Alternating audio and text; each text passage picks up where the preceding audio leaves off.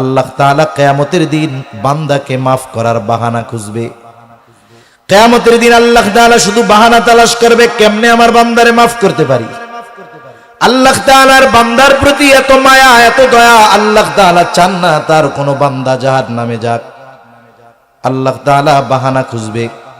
হয়তো বাহানা এমনও হতে পারে, আল্লাহ তাআলা ডাক দিবেন, ইয়া ইব্রাহিম, হে ইব্রাহিম। হাসরের ময়দানে এই আওয়াজ শুনে যত ইব্রাহিম আছে সব আল্লাহর কাছে হাজির। আল্লাহ তাআলা হয়তো বলবে, আমি ডাকছি আমার খলিল ইব্রাহিমকে, তোমরা আসছো কেন? বলে, আল্লাহ আমাদের নামও তো ইব্রাহিম, আপনার জবানে আমাদের নামটা শুনে আমরা চলে আসছি। আল্লাহ তাআলা হয়তো বলবে, বান্দা আমার খলিলের নামের সাথে তোমার নাম মিলে যাওয়ার কারণে আমি আল্লাহ তোমাদেরকে আজকে মাফ করে দিলাম। আল্লাহ মাফ করতে পারে কি পারে না? আল্লাহ তাআলা বান্দাকে কত ভালোবাসে, বান্দার প্রতি কত দয়া, আল্লাহ তাআলার কত দয়া। আবু হুরায়রা রাদিয়াল্লাহু তাআলা আনহু থেকে হাদিস আসছে, নবীজি বলেন, ইন্না লিল্লাহি মিআতা রাহমাহ আনজালা মিনহা রাহমাতান ওয়াহিদাতান বাইনাল জিন্নি ওয়াল ইনসি ওয়াল বাহাইমি ওয়াল হাওয়াম। নবীজি বলেন, আল্লাহ তাআলার কাছে 100 রহমত আছে। ওই 100 রহমত থেকে 1 ভাগ রহমত আল্লাহ রাব্বুল আলামিন গোটা সৃষ্টি জগতের সকলের মাঝে বন্টন করে দিয়েছেন। 1 ভাগ রহমত থেকে যত মাখলুক সবাইকে মোহাব্বত, ভালোবাসা, রহমত, দয়া দেওয়া হয়েছে। হিংস্র প্রাণীর মধ্যেও মোহাব্বত, ভালোবাসা আছে। ওই 1 ভাগের একটা অংশ আমার আপনার নবী পেয়েছে। সবাই 1 ভাগের থেকেই কিছু অংশ পাইছে। 1 ভাগের কিছু অংশ পাইয়া নবীর উম্মতের প্রতি কত মায়া, কত দয়া। আরে আমরা যেই নিকৃষ্ট প্রাণী কুকুরটাকে দেখি, কুকুরের মধ্যেও মায়া আছে না নাই? এই যে 2-3 দিন আগে এক জায়গায় গেছি, একটা রাস্তায় মোড় ঘুরবো, ওই মোড়ের মধ্যে একটা কুকুর আইসা গাড়ির উপরে লাফায় লাফায় পড়তেছে, ঘেউ ঘেউ করতেছে কুকুর। সাথে ওই এলাকার একজন ছিল, সে বলতেছে, হুজুর এই জায়গায়, এই রাস্তায় এই কুকুরের 3টা বাচ্চা গাড়ির চাকায় পিষ্ট হয়ে মারা গেছে। এই জন্য যখনই কোনো গাড়ি এই কুকুরটা দেখে বারবার শুধু সেরকম আক্রমণ করে, তেড়ে আসে।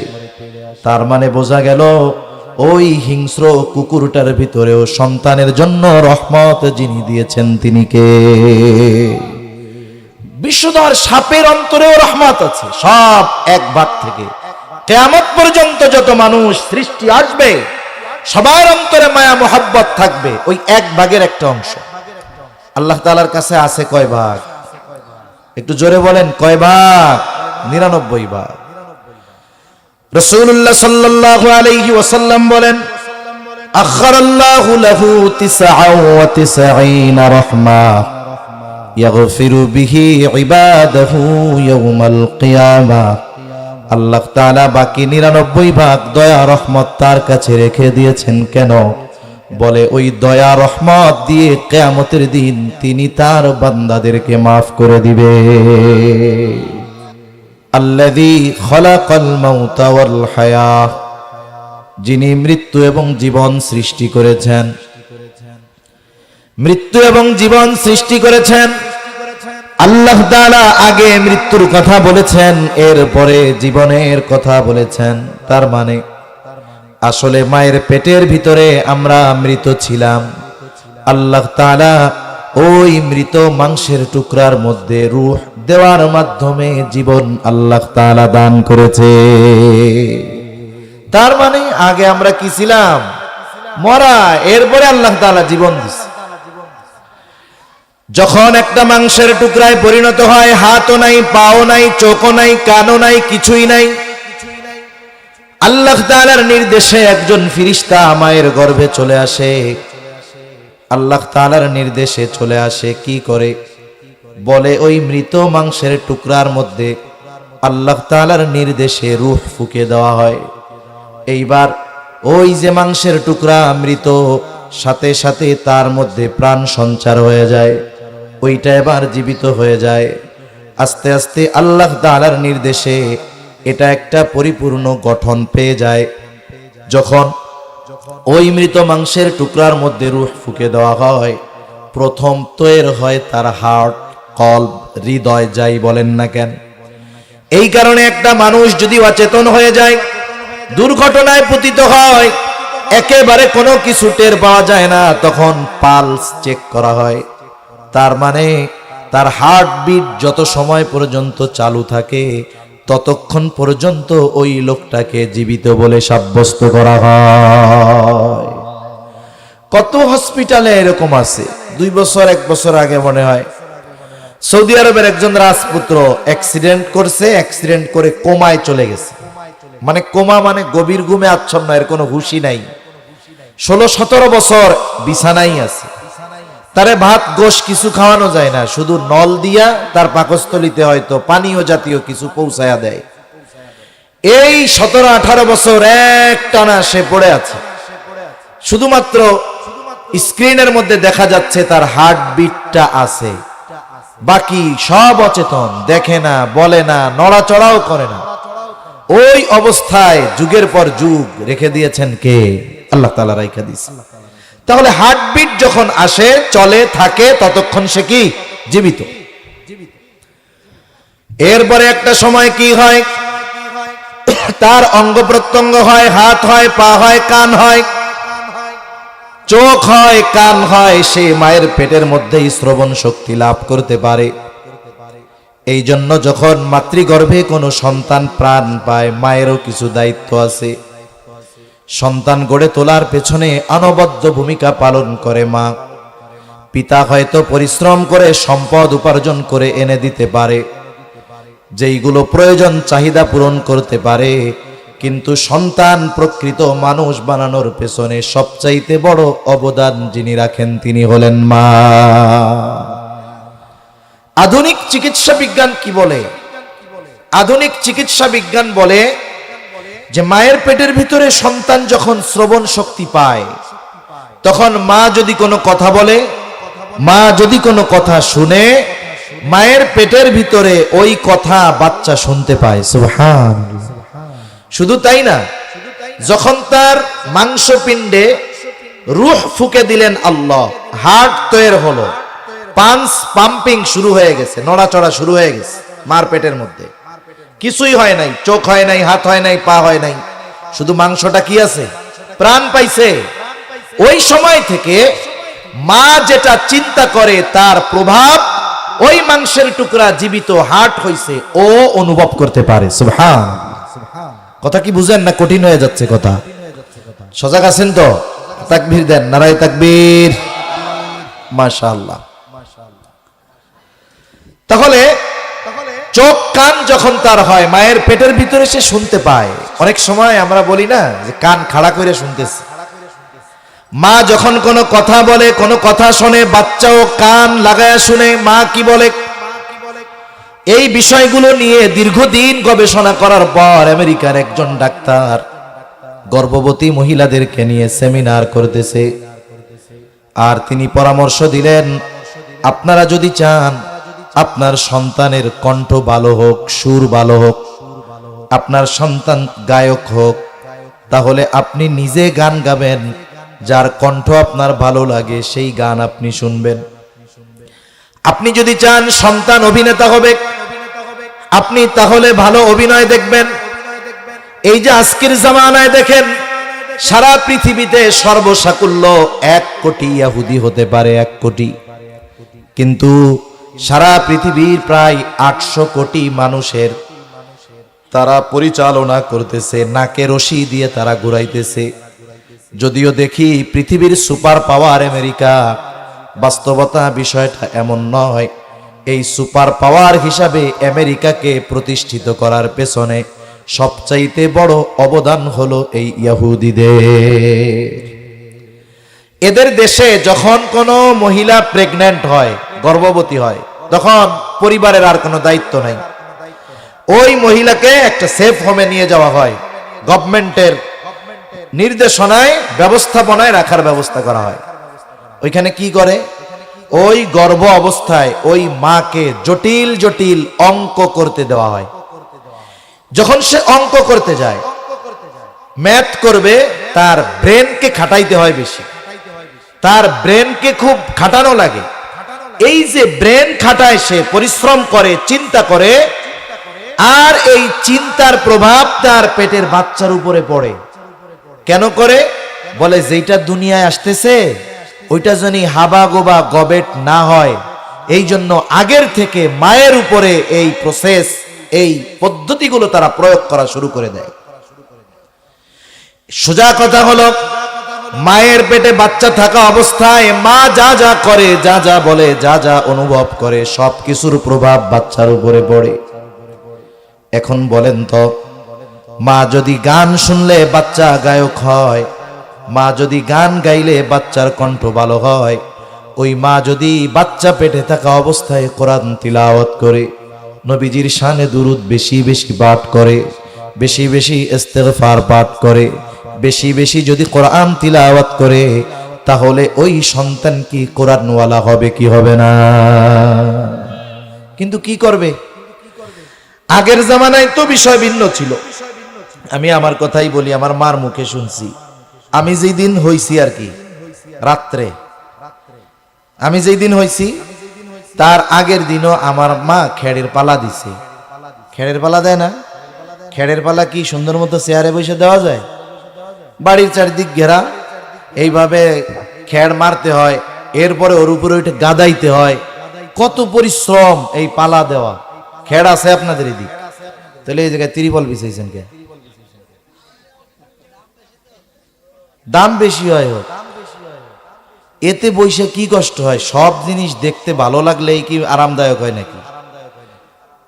তলেও ঠান্ডা, উপরেও যা আছে আছে, বইসা কষ্ট হয় এইগুলোর মধ্যে। এই জন্য অনেক জায়গায় মানুষ বসতে চায় না, কারণ ওয়াজ শুই না ঠান্ডা লাগে যায় এই নিচে বসে থাকতে থাকতে। এই জন্য খেড় মেট দিলে ভালো হয়, আর নইলে সালা বিছাই দিলে আরো ভালো হয়। ঠিক না? ওম বেশি না? বসলে আর নড়বার মন চায় না। হ্যাঁ, আগে নাড়া মাড়া দিত, এখন আর দেয় না, কিন্তু দেওয়া দরকার। আবার অনেক জায়গায় হুগলার পার্টি আছে, ওয়াজ মাহফিল তো এলাকায় হয়, ব্যবসা বুঝেন না, হুগলার পার্টি কিনেন, 500 হুগলার পার্টি কিনেন, কিনে 10 টাকা করে ভাড়া দিবেন, দেখবেন ওতেও বসে আরাম আছে। ঠিক না? ওতেও বসে আরাম আছে। তাই খেড়ের পালা দিতে কত কষ্ট। আমার মা বলছে যেই দিন হইছি এর আগের দিনে উনি খেড়ের পালা দিছে। আর এখন যদি কোনো মতে পেটে বাচ্চা, সে সংবাদ পায় যে আমার পেটে বাচ্চা, সাথে সাথে একবারে কুইরের মতো ঘরের মধ্যে চেয়ারে বসবে এরকম। এইবার বলবে স্বামীর কাছে, দেখো নড়াচড়ার তো উপায় নাই, আমি কোনো জায়গায় যাইতে পারবো না, এখন এক কাম করো, এই 9 মাস 10 মাস আমি কেমনে কাটাবো, আমার একটা মোবাইল কিনা দাও। স্বামীও চিন্তা করে দেই কিনা, কি করবে। এবার কয় যে আমারে এমবি কিনা দাও। কয় হ্যাঁ দেই কিনা, কিন্তু এমবিও তো মাঝে মাঝে ফুরায় যায়। কয় এখন আর এমবি টেমবি দরকার নাই, আমাগো এলাকায় ওয়াইফাই লাইন আছে, মাসে 400 টাকা দিলে 500 টাকা দিলে হয়, ইন্টারনেটের অভাব নাই। স্বামী কয় যা তোরে তাও দিলাম। এবার দেখা যায় এই সন্তান পেটে রেখে বাকি সময়টা নাচ গান অশ্লীল দৃশ্য দেখে শুনে সময় কাটায়। আর বের হওয়ার পরে চিন্তা করে আর দোয়া করে, আল্লাহ আমার পোলাডারে তুমি আব্দুল কাদের জিলানি বানায়া দিও। কাজ হবে? এই জন্য এখনকার জামানায় দেখবেন, পরীক্ষা করবেন। আমি বললাম যদি নেককার মা হয় তাহলে হয়তো মাসালা ভিন্ন হইতে পারে। 1 মাস 2 মাসের বাচ্চা যদি কান্দে, মোবাইলটা সামনে ছেড়ে দিয়া দেখবেন, চ্যালেঞ্জ, সাথে সাথে কান্না বন্ধ হয়ে যাবে। দেখছে মা মোবাইল, পোলা ওই কিছু হবে? কুতুবউদ্দিন বখতিয়ার কাকি রহমাতুল্লাহ আলাই, নাম শুনছেন না? বড় বুজুর্গ। এখন ওনার মা, ওনার বয়স 5-6 বছর, নিয়ে গেছে মক্তবে আলিফ বা তা শিখানোর লাগে। ওস্তাদের কাছে নিয়ে গেছে, ওস্তাদ পড়া শুরু করাবে, আউযু বিল্লাহি মিনাশ শাইতানির রাজিম, বিসমিল্লাহির রহমানির রহিম। ছাত্র পড়া শুরু করেছে, আউযু বিল্লাহি মিনাশ শাইতানির রাজিম, বিসমিল্লাহির রহমানির রহিম, আলহামদুলিল্লাহি রাব্বিল আলামিন, আর রহমানির রহিম, মালিকি ইয়াউমিদ্দিন, ইয়াকা না'বুদু ওয়া ইয়াকা নাস্তাঈন। এই যে পড়া স্টার্ট করছে আর থামে না, পড়তে পড়তে একাধারে 18 পারায় গিয়ে থামছে, শেষ করছে। সুবহানাল্লাহ বলেন। উস্তাদ বলে, আপনি আপনার সন্তানকে নিয়ে আসছেন আলিফ বা শেখানোর জন্য, ও দেখি 18 পারার হাফেজ। আপনি কি হাফেজা? মহিলা বলে, না, আমি গোটা কোরআন হিফজ করতে পারি নাই, তবে আমিও 18 পারা হিফজ করছি। বলে, হয়তো হতে পারে আপনার সন্তান আপনার পড়া শুনে শুনে সে 18 পারার হাফেজ হয়ে গেছে। অনেকে অনেক সময় বলতে কয় এটা সম্ভব কেমনে? আমি বলি অসম্ভব নয়। মোবাইলে সার্চ দিলে দেখতে পারবেন, সম্ভবত আলজেরিয়ার একটা ছেলে মায়ের কোলের মধ্যে বসা, হাফ প্যান্ট পরা, 3-4 বছর হয়তো তার বয়স। মা কোরআনুল কারীমের যেখান থেকেই তিলাওয়াত করে, এরপর থেকেই বাচ্চা পড়া শুরু করে। স্মার্ট জামানা, ডিজিটাল জামানায় এইরকম 3-4 বছরের একটা বাচ্চা যদি হাফেজ হয়ে যেতে পারে, তাহলে কুতুবউদ্দিন বখতিয়ার কাকির মা ডিজিটাল স্মার্ট মা ছিল না। ওই জামানার মানুষ কুতুবউদ্দিন বখতিয়ার কাকি মায়ের পড়া শুনে শুনে 18 পারার হাফেজ হয়েছে, এটা কোনো জটিল বিষয় না। ওস্তাদের প্রশ্নের আলোকে মহিলা জবাব দিচ্ছে, আমি আমার ছেলেকে কখনো শিখাই নাই, তবে তার সামনে আমি পড়ছি। সন্তান যখন আমার পেটে, এই 18 পারা কতবার যে আমি তিলাওয়াত করেছি, শত শতবার, তার হিসাব আমার কাছে নাই। আবার সন্তান দুনিয়ায় আসার পর কবিতা টবিতা শোনায়া দুধ পান করায় নাই, দুধ পান করাইছে, আর এই তিলাওয়াত তাকে শুনিয়েছে। ঘুম পাড়ানোর সময় গল্প বইলা ঘুম পাড়ায় নাই, কোরআন তিলাওয়াত করে ঘুম পাড়িয়েছে। এই যে সন্তান এই 6 বছরে দুনিয়ায় আসার পর হাজার হাজার বার 18 পারা শুনছে। এইবার ওস্তাদ বলে, তাহলে আপনার তিলাওয়াত শুনে শুনে আপনার সন্তান 18 পারার হাফেজ হয়ে গেছে। এজন্য উচিত, মায়ের বড় ভূমিকা, যে সন্তান পেটে থাকতে কোরআনের যতটুক পারে পড়বে, দুরূদ শরীফ পড়বে, এর প্রভাব বাচ্চার উপরেও পড়ে। এইবার সন্তান যখন দুনিয়ায় ভূমিষ্ঠ হবে, সন্তানের জন্য প্রথম করণীয় বিষয় হলো ডান কানে আজান দিবে, বাম কানে ইকামত দিবে। ছেলে হোক মেয়ে হোক, ডান কানে আজান, বাম কানে ইকামত। এর মধ্যে কিছু রহস্য আছে। বুজুর্গানে দিন বলেন, প্রথম বিষয়টা হলো জানাজার সালাতে, জানাজার নামাজে আজানও নাই, ইকামতও নাই। কেন নাই? বলে, জন্মের পরে আজান ইকামত হয়ে গেছে। ডান যদি পুরুষ থাকে পুরুষে দিয়া দিবে, যদি কোনো পুরুষ না থাকে নারীরা এই আজান ইকামতের শব্দগুলো, ডান কানে আজান বাম কানে ইকামতের শব্দগুলো পৌঁছায়া দিবে। তাহলে প্রথম বিষয় কি? জানাজার সালাতে আজান ইকামত নাই। এখন দেখেন, আজান হলো, আজানের 15 মিনিট পরে নামাজ। নামাজের যখন সময় হয় মুয়াজ্জিন সাহেব দাঁড়ায়া ইকামত দেয়, তাই না?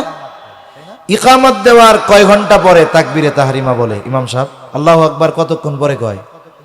সাথে সাথে, অল্প একটু পরেও না, একবারে সাথে সাথে শেষ। ওনার আওয়াজ শেষ, শব্দ মুখ দিয়া বাইর হইছে, লা ইলাহা ইল্লাল্লাহ, ইমাম সাহেব কয় আল্লাহু আকবার। এই যে আজান ইকামতের মধ্যে সময়ের ব্যবধান একেবারে অল্প, একেবারে সংক্ষিপ্ত। দুনিয়ার হায়াতটা এইরকম মনে করা দরকার যে আমার আজান ইকামত তো হয়ে গেছে, নামাজের বাকি। ইকামতের পরে নামাজের শুরু হতে যতটুকু দেরি হয়, হায়াতটাকে ওই রকম সংক্ষিপ্ত মনে করা দরকার। তাহলে ডান কানে আজান বাম কানে ইকামত।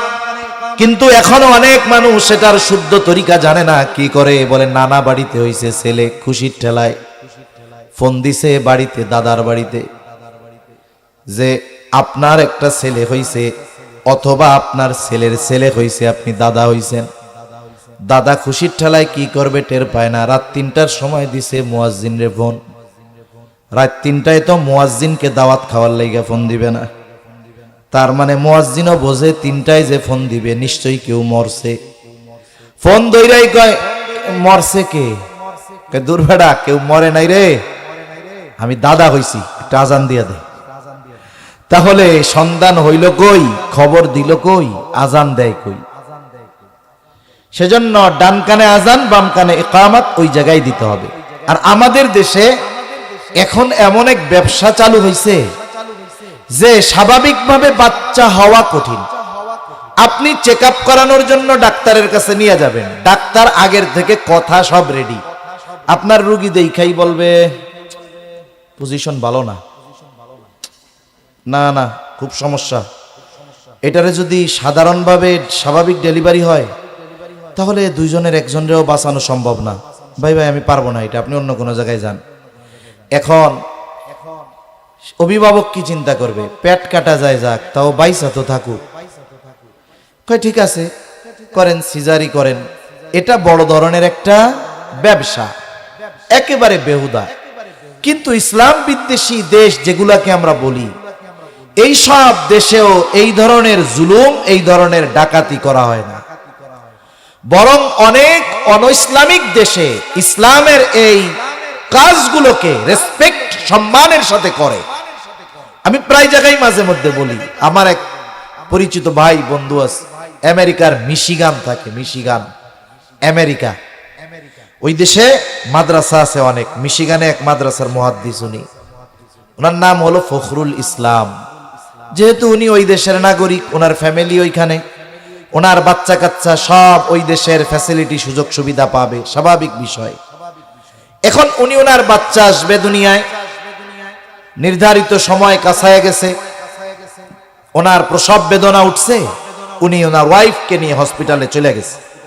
রুগী ভর্তি করা হবে, রিসিপশনে জিজ্ঞাসা করছে তোমার নাম কি? বলে ফখরুল ইসলাম। এরপরে আর কিছু বলা লাগে নাই, উনি বলতেছে হ্যাঁ তোমার রুগীর ওয়ার্ড ওইদিকে। কেন? বলে তুমি তো মুসলিম, তোমার ওয়াইফ পর্দা করে, সুতরাং এমন জায়গায় তোমার রুগীকে রেফার করেছি যেখানে কোনো পুরুষ যাবেই না, কোনো পুরুষ ডাক্তার নাই, সব ওইখানে মহিলা, তোমার স্ত্রীর পর্দার কোনো সমস্যা হবে না। উনি চিন্তা করতেছে আমি নাম বলার পরে এটা বলবো যে এখানে দিবা যেখানে সব নারী, একজন পুরুষও নাই, এরকম জায়গায় আমার ওয়াইফকে দিবা। আমার বলা লাগে নাই, আমি নাম বলার সাথে সাথে আমার চেহারা সুরাত দেখা বুঝছে এই লোকের ওয়াইফকে পর্দা করায়, সুতরাং ওকে ওইখানে দিতে হবে। এবার ডেলিভারির টেবিলে গেছে, অপারেশন থিয়েটারে, স্বাভাবিকভাবে যদি হয়ে যায় আলহামদুলিল্লাহ, নাইলে তারা সিজার করবে না। কাউকে যাওয়া নিষেধ ওখানে। উনি যেহেতু স্বামী, অভিভাবক, উনি ওইখানে গিয়ে বসে আছে। এবার বাহিরে ভেতরে পায়চারি করতেছে, বারান্দায় বসা।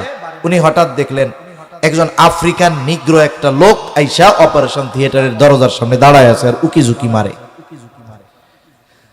ফখরুল ইসলাম জিজ্ঞাসা করতেছে ভাই কি ব্যাপার, আপনি কে, এখানে কি করতেছেন? কারণ এখানে কোন পুরুষ ডাক্তার, তাদের প্রবেশ নিষেধ, আপনি কি করতেছেন, এখানে কি চান? এইবার ওই হসপিটালের ওই ছেলেটা ওই হসপিটালে চাকরি করে, আফ্রিকান, বলে আমাকে রিসিপশন থেকে ফোন দেওয়া হয়েছে, এখানে একটা মুসলিম শিশুর জন্ম হচ্ছে, আর এই হসপিটালে যত মুসলমানের সন্তান জন্ম হয় কর্তৃপক্ষ সকলের কানে আজান ইকামত দেওয়ার দায়িত্ব আমাকে দিয়ে দিয়েছে। এটা কি আফগানিস্তানের গল্প কইছি? কোন দেশের? কোন তো বাংলাদেশে ওইটা কল্পনা করতে পারবেন না, অসম্ভব। তাহলে ডান কানে আজান, বাম কানে ইকামত। এরপরে সন্তানের যখন 7 দিন বয়স হবে, এই সময় কিছু করণীয় বিষয় আছে। 1 নাম্বার, তার মাথার চুলগুলো মুন্ডাইতে হবে। চুলের ওজন সমপরিমাণ স্বর্ণ অথবা রূপ্য অথবা উভয়ের যে কোনো একটার সমপরিমাণ মূল্য সাদাকা করে দিতে হবে। 7ম দিন ছেলে হলে 2টা ছাগল, মেয়ে হলে 1টা দিয়া। 7 দিন অথবা 14তম দিন অথবা 21তম দিন আকিকা দিতে হবে। ছেলে হইছে, 2টা দেওয়ার অ্যাবিলিটি নাই, 1টা দিয়ে দিলেই হয়ে যাবে। 7 দিন, 14 দিন, 21তম দিন। এখন অ্যাবিলিটি নাই, দিতে পারলো না, পরে দিল, ভিন্ন কথা।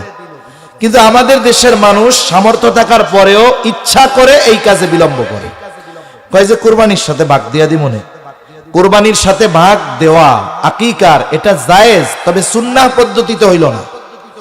আমলের ক্ষেত্রে সব সময় সুন্নাহকে প্রাধান্য দিতে হবে। কারণবশত যদি সুন্নাতের উপরে আমল না করা যায়, এরপরে আপনি জায়েজ হিসাবে করতে পারেন, অসুবিধা নাই। কিন্তু সামর্থ্য থাকলে দেরি করার কোনো সুযোগ নাই, দিয়ে দিতে হবে। কত মানুষ আছে বুড়া হয়ে গেছে, পোলা মাইয়া বিয়া দিয়ে দিছে, এখন জানতে পারছে ওর বাপ মা ওনার আকিকা দেয় নাই, উনি এখন এসে আকিকা দেয়। এজন্য উচিত এই সময়গুলোতে সন্তানদের আকিকা দিয়ে দেওয়া। সপ্তম দিন আর একটা কাজ হলো তার সুন্দর একটা নাম রাখা। সুন্দর নাম, সুন্দর একটা নাম, এটা সন্তানের অন্যতম হক, সন্তানের অন্যতম এক অধিকার। আল্লাহ তাআলার কাছে সবচাইতে প্রিয় নাম আবদুল্লাহ আর আবদুর রহমান। এখন যদি এলাকায় আবদুল্লাহ আর আব্দুর রহমান বেশি হয়ে যায়, তাহলে আল্লাহ তাআলার যত গুণবাচক নাম আছে এইগুলার মধ্য থেকে যে কোনো একটাকে বাছাই করে তার আগে আবদুন শব্দ যোগ কইরা নাম রেখা দিবে। আবদুস সামাদ, আবদুল খালেক, আবদুল মালেক, আবদুর রহিম, আবদুল মাজিদ, আব্দুর রাজ্জাক, কত সুন্দর নাম, ঠিক না? সুন্দর নাম রাখতে হবে যাতে নাম ডাকলেই বোঝা যায় এইটা মুসলমান। আবার অনেক সময় এই ধরনের নাম ডাকার সময় সতর্ক থাকা দরকার। আমরা তো আব্দুর রাজ্জাকরে ডাকতে ডাকতে এক সময় আব্দুন বাদ দিয়া ওরেই কই রাজ্জাক। যদিও উদ্দেশ্য ভিন্ন থাকে না, নামই উদ্দেশ্য থাকে, মূল রাজ্জাক তো আল্লাহ, কিন্তু নামটা তখন আমরা বলি রাজ্জাক, এটা অসুন্দর হয়। আবার অনেক অঞ্চলে আছে দেখা যায় একটা সময় তার নাম হলো রাজ্জাক, একটা সময় এই নামটাকেও ব্যঙ্গ কইরা ডাকে, কয় খালেক কে, মালিক কে, রাজ্জাক কে। এই যে তেরা বেকা কইরা নাম ডাকে, ব্যঙ্গ করে নাম ডাকা, এটা জাহেলিয়াতের সময়ের কাজ। নবীজি মানা করছেন, কারো নামকে ব্যঙ্গ করে ডাকা যাবে না, সুন্দরভাবে নাম রাখতে হবে, ডাকতে হবে, সুন্দর নাম রাখতে হবে। বুজুর্গানে দিন বলেন সুন্দর নাম রাখলে লাভ কি? সাহাবায়ে কেরামের নাম আছে হাজার হাজার, নবীদের নাম আছে, সুন্দর সুন্দর নাম আছে, এখান থেকে নাম রাখলে লাভ কি? বুজুর্গানে দিন বলেন আল্লাহ তাআলা কিয়ামতের দিন বান্দাকে মাফ করার বাহানা খুঁজবে। কিয়ামতের দিন আল্লাহ তাআলা শুধু বাহানা তালাশ করবে, কেমনে আমার বান্দারে মাফ করতে পারি। আল্লাহ তাআলার বান্দার প্রতি এত মায়া, এত দয়া, আল্লাহ তাআলা চান না তার কোনো বান্দা জাহান্নামে যাক। আল্লাহ তাআলা বাহানা খুঁজবে। হয়তো বাহানা এমনও হতে পারে আল্লাহ তাআলা ডাক দিবেন, ইয়া ইব্রাহিম, হে ইব্রাহিম। হাসরের ময়দানে এই আওয়াজ শুনে যত ইব্রাহিম আছে সব আল্লাহর কাছে হাজির। আল্লাহ তাআলা হয়তো বলবে, আমি ডাকছি আমার খলিল ইব্রাহিমকে, তোমরা আসছো কেন? বলে আল্লাহ আমাদের নামও তো ইব্রাহিম, আপনার জবানে আমাদের নামটা শুনে আমরা চলে আসছি। আল্লাহ তাআলা হয়তো বলবে, বান্দা আমার খলিলের নামের সাথে তোমার নাম মিলে যাওয়ার কারণে আমি আল্লাহ তোমাদেরকে আজকে মাফ করে দিলাম। আল্লাহ মাফ করতে পারে কি পারে না? আল্লাহ তাআলা বান্দাকে কত ভালোবাসে, বান্দার প্রতি কত দয়া, আল্লাহ তাআলার কত দয়া।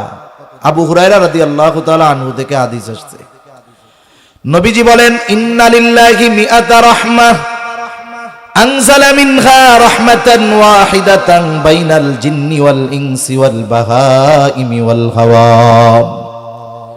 নবীজি বলেন আল্লাহ তাআলার কাছে 100 রহমত আছে, ওই 100 রহমত থেকে এক ভাগ রহমত আল্লাহ রাব্বুল আলামিন গোটা সৃষ্টি জগতের সকলের মাঝে বন্টন করে দিয়েছেন।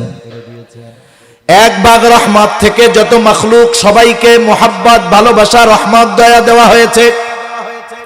হিংস্র প্রাণীর মধ্যেও মোহাব্বত, ভালোবাসা আছে। ওই এক ভাগের একটা অংশ আমার আপনার নবী পেয়েছে। সবাই এক ভাগের থেকেই কিছু অংশ পাইছে। এক ভাগের কিছু অংশ পাইয়া নবীর উম্মতের প্রতি কত মায়া, কত দয়া। আরে আমরা যেই নিকৃষ্ট প্রাণী কুকুরটাকে দেখি, কুকুরের মধ্যেও মায়া আছে না নাই? এই যে 2-3 দিন আগে এক জায়গায় গেছি, একটা রাস্তায় মোড় ঘুরবো, ওই মোড়ের মধ্যে একটা কুকুর আইসা গাড়ির উপরে লাফায় লাফায় পড়তেছে, ঘেউ ঘেউ করতেছে কুকুর। সাথে ওই এলাকার একজন ছিল, সে বলতেছে, হুজুর এই জায়গায়, এই রাস্তায় এই কুকুরের 3টা বাচ্চা গাড়ির চাকায় পিষ্ট হয়ে মারা গেছে। এই জন্য যখনই কোনো গাড়ি এই কুকুরটা দেখে বারবার শুধু সেরকম আক্রমণ করে তেড়ে আসে।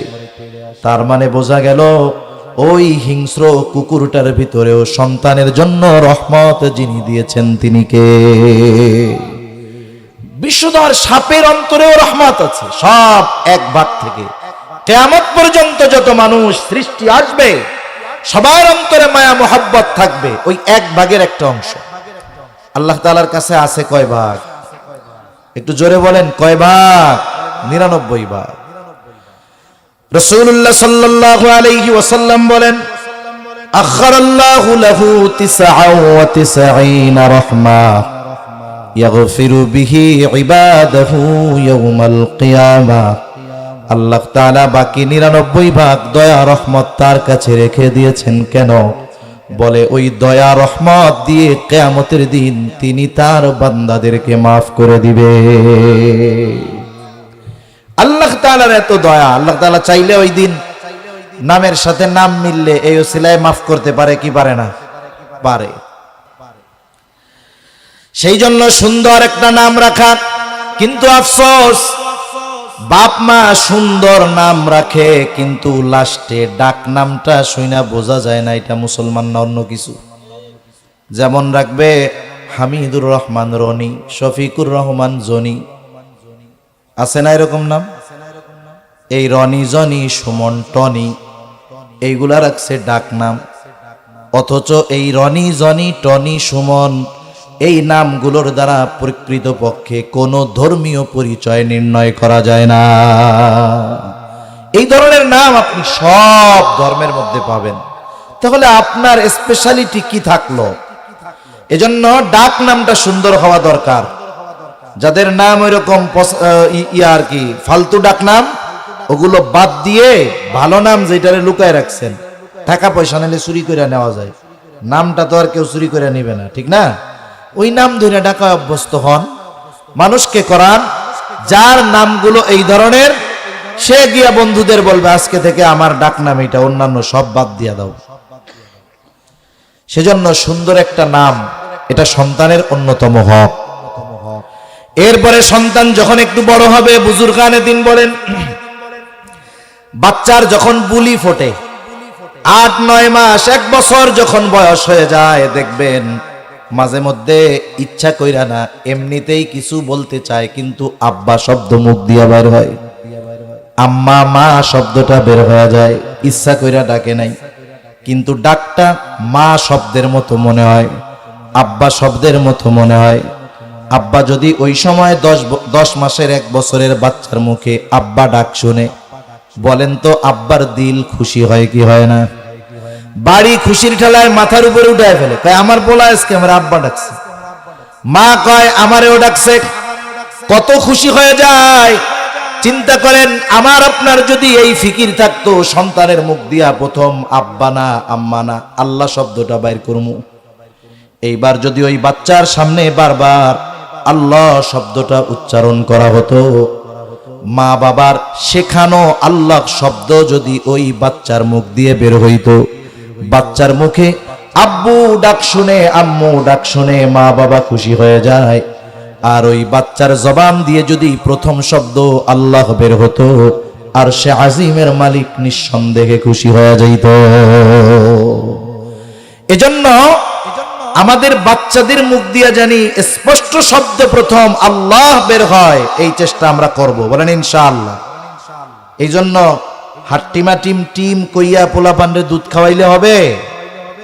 মা যখন সন্তানকে দুধ পান করায় তখন সন্তানের 100% খেয়াল মায়ের দিকে থাকে। আধুনিক চিকিৎসা বিজ্ঞান, 2 দিন আগে আমি এটা দেখছি, 2 দিন আগে, 2 দিন বা 3 দিন হবে, একজন চিকিৎসক বলতেছেন যে সন্তান যখন দুধ পান করে মায়ের সাথে সন্তানের আই কন্টাক্ট থাকতে হয়। আই কন্টাক্ট মানে সন্তান মার দিকে তাকায় থাকে, মাও তার চোখের দিকে তাকায় থাকবে। এখানে শুধু মায়ের স্তন থেকে সন্তান দুধ পান করে তা নয়, এই 2 জনের চোখাচোখির মাধ্যমে ভালোবাসা রহমতের আদান প্রদান হয়। সুবহানাল্লাহ। কিন্তু মায়ে কি করব? মোবাইল টিপতেছে, ওই পাশ দিয়ে পোলা দুধ খাইতেছে আর কি করতেছে ঠিক নাই। এজন্য মায়েরা যারা আছে, আল্লাহ যাদের সন্তান দিয়েছে, যাদের দুগ্ধপোষ্য শিশু আছে, দুধ খাওয়ানোর সময় সন্তানের চোখে চোখ রেখে ওই সময় মা যেই কথাগুলো বলে ওই কথার 100% প্রভাব ওই বাচ্চার মধ্যে পড়ে। সুবহানাল্লাহ বলে। সেজন্য ওই সময় বাচ্চারে কিছু শেখানো যায়, কিছু বলা লাগবে না, মা শুধু বলবে, তিলাওয়াত করবে হাসি মুখে, দেখবেন ওইটার প্রভাব তার মধ্যে পড়ছে। এরপরে যখন বাচ্চার একটু বড় হবে, বাক্য ফুটবে মুখ দিয়া, মা সন্তানকে কোলে নিয়ে নিয়ে গুরুত্বপূর্ণ যেই বিষয়গুলো এগুলো শিখিয়ে দিবে, কালিমাগুলো শিখিয়ে দিবে। কারণ মাতৃকোট এটাই হলো শিশুর প্রথম বিদ্যাপীঠ।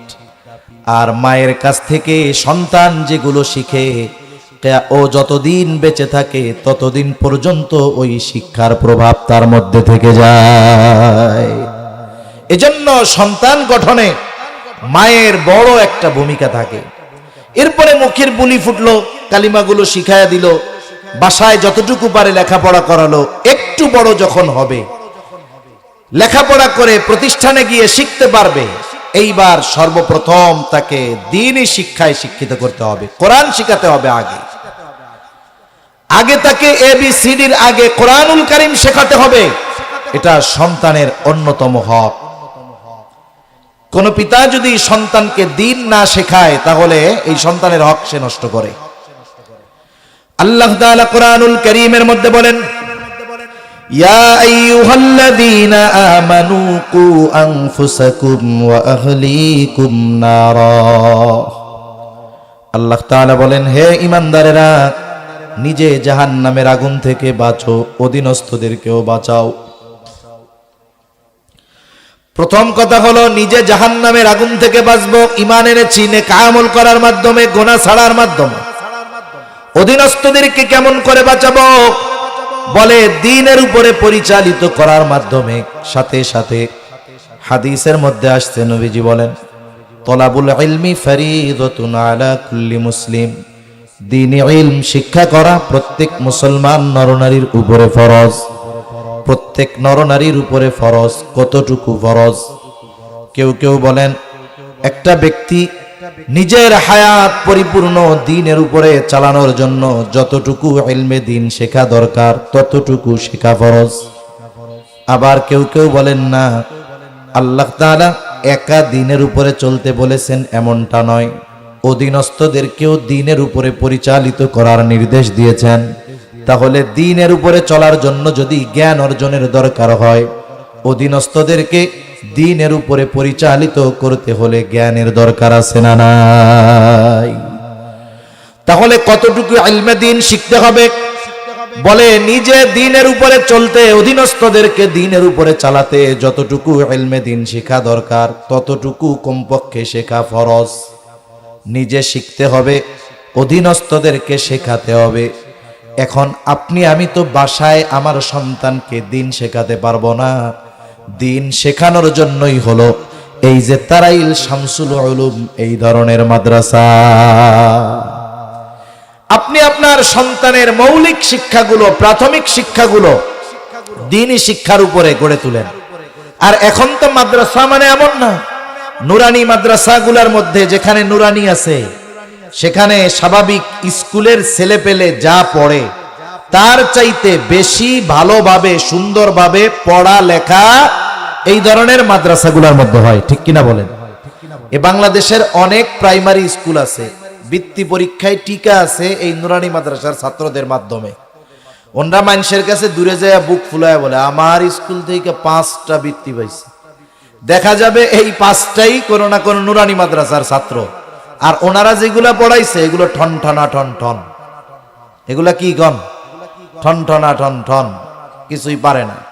মানিকগঞ্জে গেছি এক মাদ্রাসার মাহফিলে, স্কুল মাঠে মাহফিল, সব শিক্ষকরা আসছে। হুজুর কয়, হুজুর এই যে এই স্কুলে যতজন শিক্ষক আছে কয়েকজন শিক্ষিকা আছে, এদের সবগুলোর বাচ্চা কাচ্চা আমাদের নুরানি মাদ্রাসায় পড়ে। আমি কই আলহামদুলিল্লাহ। এই জন্য গত বছর দেখলাম যে বিভিন্ন জায়গায় কথা উঠছে, প্রাইমারি স্কুলের স্যাররা কি করে যে সব মাদ্রাসায় চলে যাইতেছে, মাদ্রাসার বিরুদ্ধে তদন্ত হবে। কোন তদন্ত হওয়ার দরকার ছিল প্রাইমারি ওয়ালাদের, যে তোমরা কি পড়াইতেছো যে পোলাপান মাদ্রাসায় চলে যায়। মানুষ যদি মানুষের চাহিদা অনুধাবন করতে ব্যর্থ হয়, আমরা তো চাই যে প্রাইমারি স্কুলগুলোয় ছাত্র থাক, তবে সিলেবাসটা আমাদের নুরানির হয়ে যাক, ঠিক কিনা বলেন? তাইলে তো আর ছাত্রপাত্র পালাবে না। ওইগুলারে বাদ দিয়ে হুজুরগুলারে নিয়োগ দিয়ে দেন প্রাইমারিতে, দেখবেন কেমনে পড়ায়। প্রাইমারি স্কুলগুলোর মধ্যে কত সুফল সুনাম তারা বয়ে আনে। অসুবিধা কি? দোষ হইল ব্যর্থতা আপনাদের। এখন আইসা দোষ দেয় মাদ্রাসার। কিছু লোক আছে গ্রামে, এই ধরনের লোক বেশি। কেমন লোক? বলে বাইরে একজনের সাথে গ্যাঞ্জাম হইছে। গ্যাঞ্জাম হইছে কই? বাইরে। ওই জায়গায় উনি কিছু করতে পারে না, বাড়ি আইসে বউরে পিঠায়। আবার আছে না এরকম কিছু লোক? ওনাদের প্রাইমারি স্কুলে ছাত্র শূন্য হয়ে যাচ্ছে, ব্যর্থতা শিক্ষকদের, সিলেবাসের।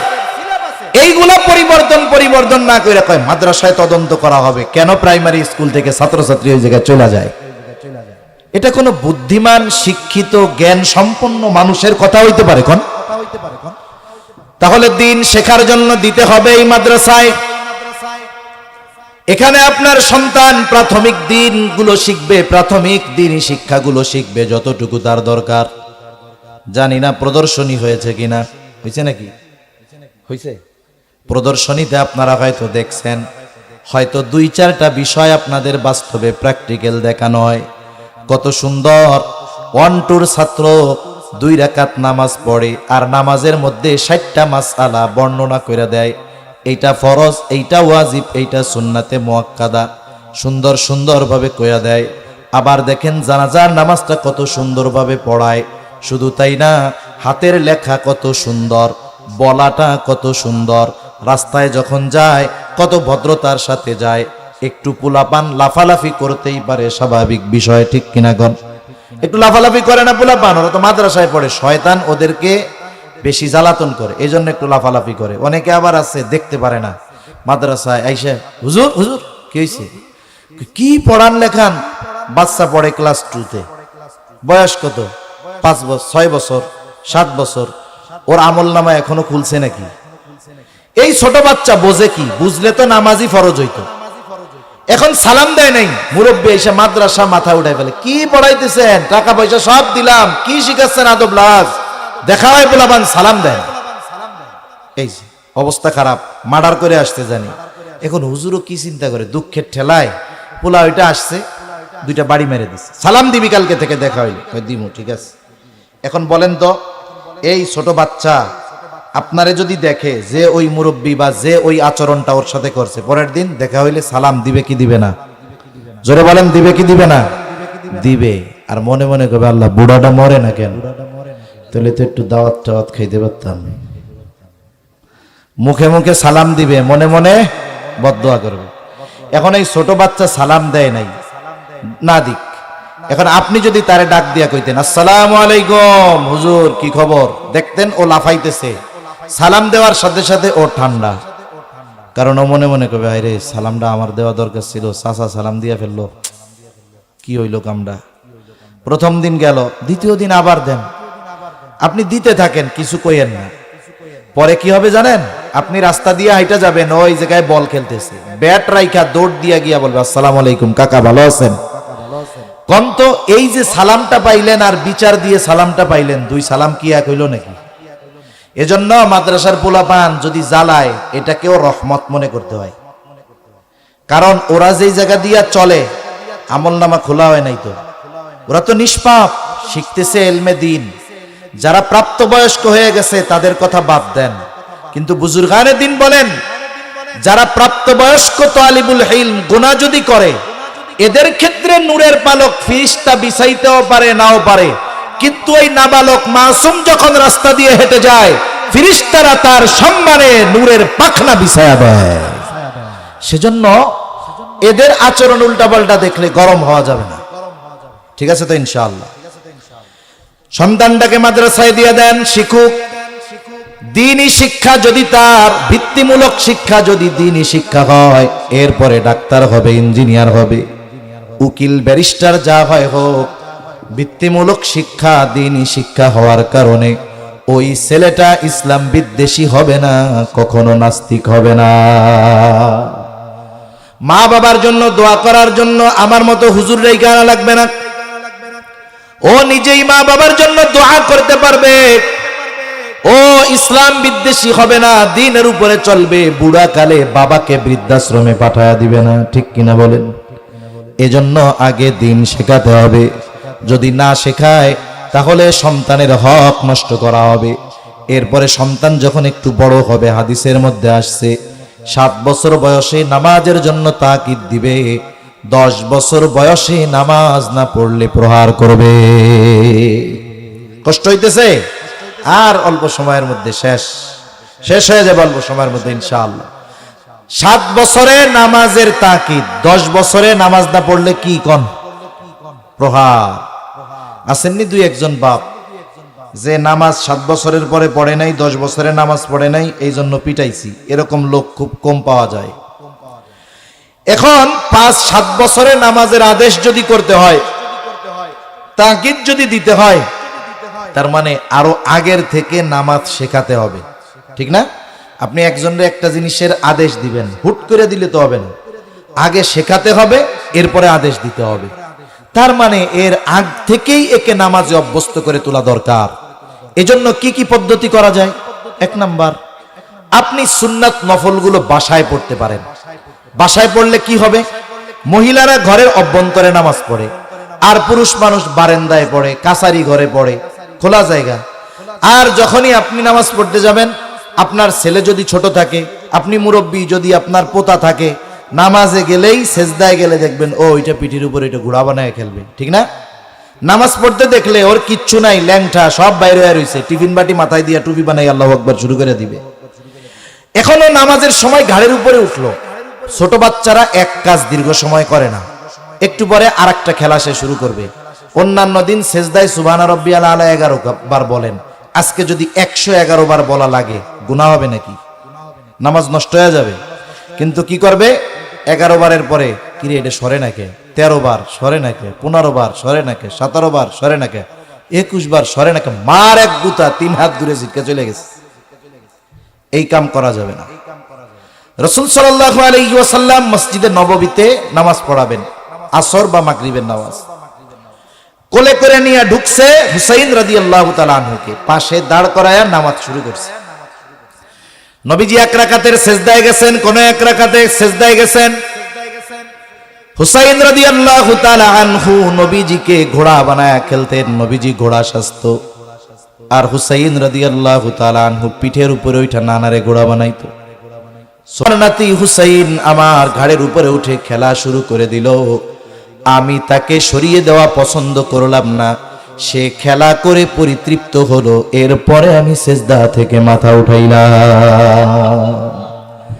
আপনার মসজিদের ইমাম যদি তার বাচ্চাকে নিয়ে মসজিদে যায়, প্রথমে বলবেন ভালোই, জিলাপি হুজুরও নিব, পোলারেও দিব। কয় না আমাকে দেশে? কয়। কেউ যদি একটু পোলা পান নিয়ে যায়, কয় বাবা কোলের ডাউন হয়ে আইছে, পেটে যেইটা আছে এইটারে নিয়ে আসলা না কে? এই যে কথাগুলো বলা ঠিক না, এগুলো বলা ঠিক না। রাসূল সাল্লাল্লাহু আলাইহি ওয়াসাল্লাম তার খেলাকে প্রাধান্য দিয়েছেন। জামাত ইমামতি করতেছেন, সেজদা লম্বা করে দিয়েছেন। ইমাম সাহেব যদি নিয়ে আসে আর পোলা যদি গাড়ে উঠে, চিন্তা করে নবীজি তো একদিন এই আমল করছে, আমিও আজকে করি, পোলাটা পরান বইরা খেলুক। পেছন থেকে একজন চিন্তা করবে, সেই দিন ফেসবুকে দেখলাম এক লোক নামাজে সেজদা অবস্থায় মরে গেছে, তাইলে আমাদের ইমামও মনে হয় এই সৌভাগ্য অর্জন করছে। এবার মাথা উঠায় যখন দেখবে যে ইমাম সাহেবের গাড়ির উপরে ওনার পোলা আর উনি সেজদা লম্বা করতেছে, ও আর সেজদায় যাবে না, ও দাঁড়ায় কবে তোরা ওঠ ওঠ, আর ইমাম সাহেবরে বলবে হুজুর বাড়ি যান, বাকি নামাজ আমরা পড়াই নিবানে। ঠিক কিনা কন? এগুলো আমাদের জন্য কল্পনাতীত।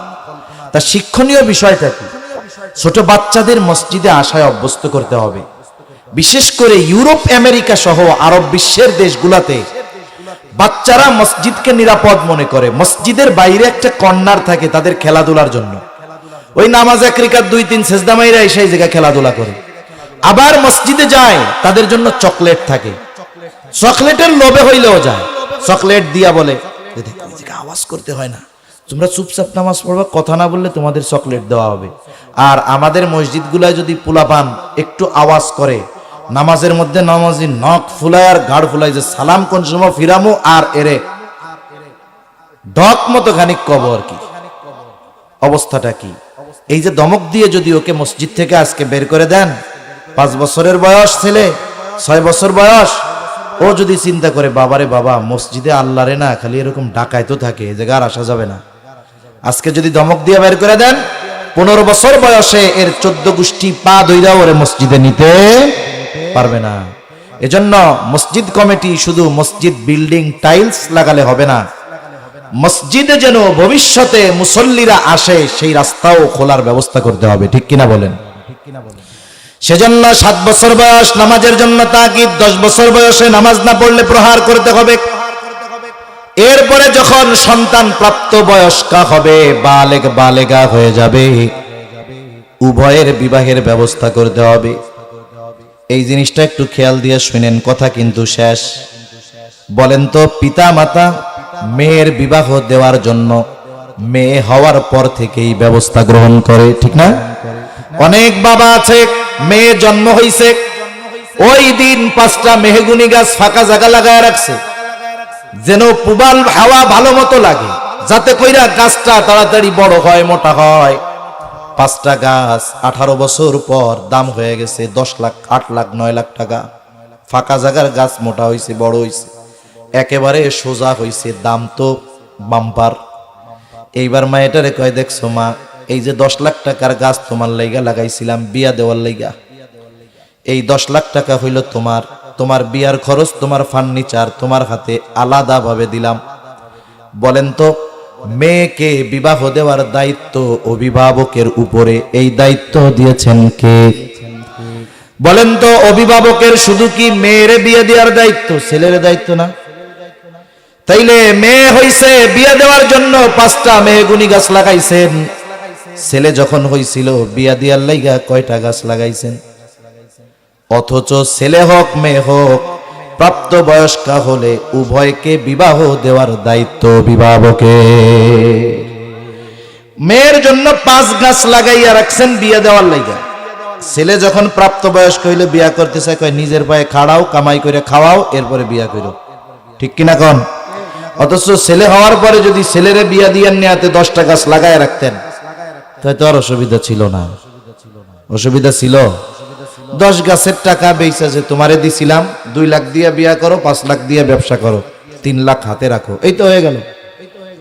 মনে রাখবেন, ছেলে হোক মেয়ে হোক প্রাপ্ত বয়স্ক বয়স্কা হওয়ার পরে ওই ছেলে মেয়েকে যদি বিবাহ উপযুক্ত বিবাহ দেওয়া হয় নাই, এই কারণে ছেলে পাপাচারে লিপ্ত, মেয়ে পাপাচারে লিপ্ত। আপনি হাজী সাহেব মসজিদের সভাপতি, 3 বার হজ কইরা নামের আগে আলহাজ, আগামী বছরও হজের নিয়ত করছেন, ওমরায় যাবেন, একেবারে সব দিক দিয়ে ধার্মিক লোক, আপনি উপরে তাকায় কথা বলেন না, হাতে তসবির দানা সব সময়।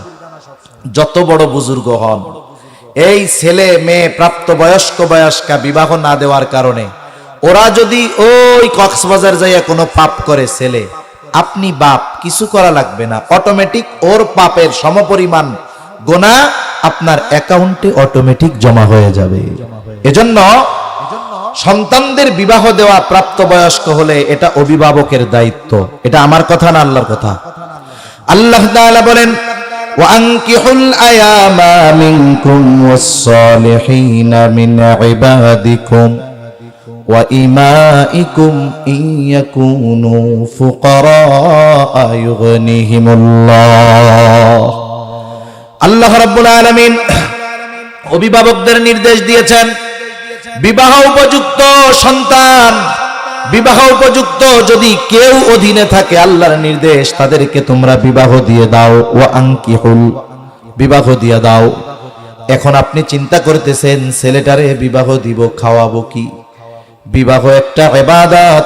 বুজুর্গানে দিন বলেন, যদি বিবাহটা রাসূলের তরিকায় দেওয়া হয়, সুন্নাত তরিকায় বিয়া দিতে গেলে খরচ বেশি হয় না, একেবারে অল্প খরচে হয়ে যায়।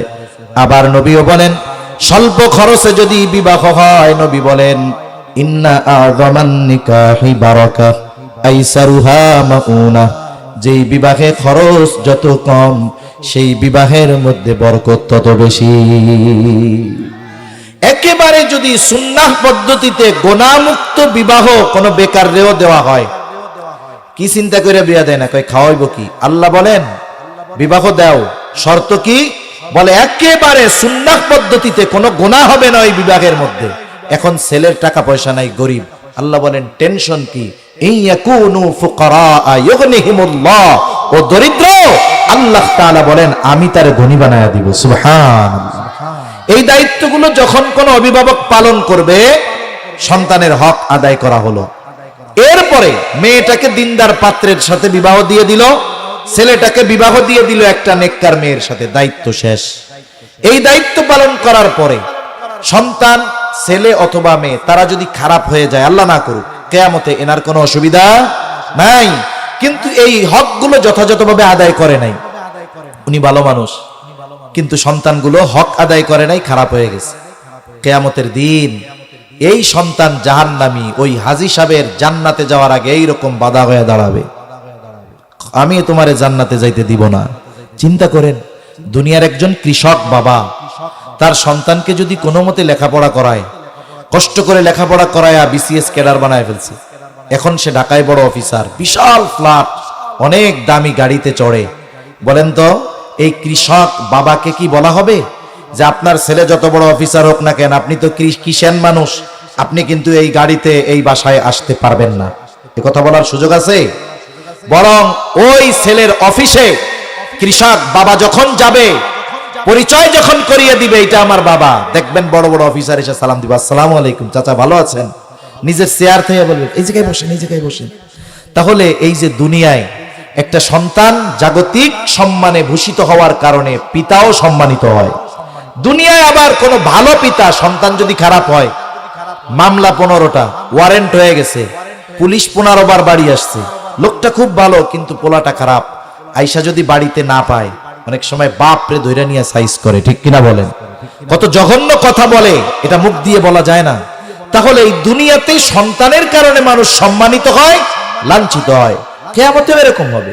আপনার সন্তান আলেম, মুত্তাকি, পরহেজগার, হাফেজ, ভালো আমল করতে পারে নাই, বাপ দুনিয়ায় গুনাহ হয়েছে, নামাজ কালাম পড়ে নাই, এখন পোলাই হয়েছে আলেম হাফেজ, এখন আল্লাহ তাআলা কিয়ামতের দিন ওই গুনাহগার বাপরেও মাফ কইরা সম্মানে ভূষিত করবে। সুবহানাল্লাহ বলেন।